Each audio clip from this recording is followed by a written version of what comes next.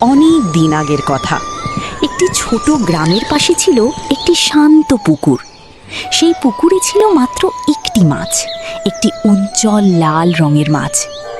আশ্চর্যের বিষয় হলো সেই মাছ কথা বলতে পারত।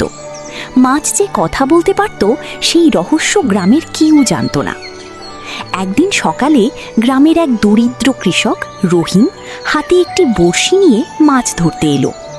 রহিম সেই গ্রামের একজন হতদরিদ্র কৃষক, যে সময় যা কাজ পায় সেই কাজ করে জীবনযাপন করে।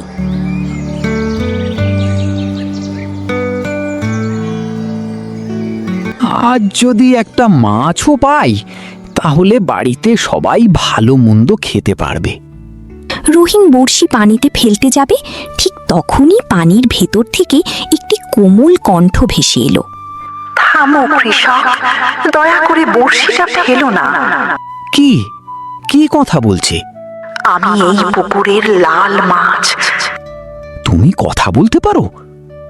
হ্যাঁ, আমি কথা বলতে পারি। আমি এই পুকুরের শেষ মাছ। যদি তুমি আমাকে ধরে ফেলো তাহলে এই পুকুর একেবারে খালি হয়ে যাবে, আর কোনো মাছ থাকবে না।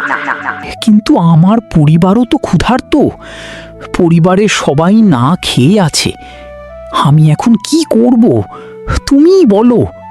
যদি তুমি আমাকে ছেড়ে দাও আমি তোমাকে সোনার ধন দেব না, তবে এমন একটি বুদ্ধি দেব যা সারা জীবন তোমার কাজে লাগবে। সেটা কি?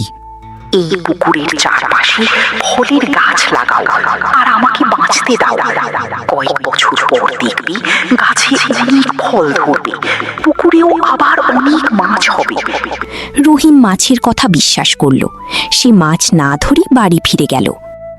পরের কয়েক সপ্তাহে সে পুকুরের চারপাশে আম, কাঁঠাল, লিচু আর নারকেলের চারা লাগালো।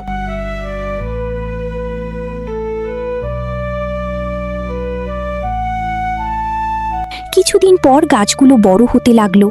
বৃষ্টির পানি আর প্রাকৃতিক পরিবেশের কারণে পুকুরে আবার ছোট ছোট মাছ জন্ম নিতে শুরু করলো। কয়েক বছর পর সেই পুকুরটি মাছি ভরে গেল, গাছে ফল ধরল। গ্রামের মানুষ মাছ ও ফল কিনতে আসতে লাগলো। পুকুরের চারপাশের সবুজ বাগান দেখে সবাই অবাক হয়ে গেল। রহিম ভাই, আপনার পুকুরটা কত সুন্দর! আমরা আগে কখনো এভাবে পুকুরের পাড়ে এত ফলের গাছ লাগাতে দেখিনি। আপনার বুদ্ধিটা সত্যি অসাধারণ হয়েছে। এখনই পুকুর আর বাগান পুরো গ্রামের গর্ব। প্রকৃতিকে বাঁচালে প্রকৃতিও আমাদের উপকার করে।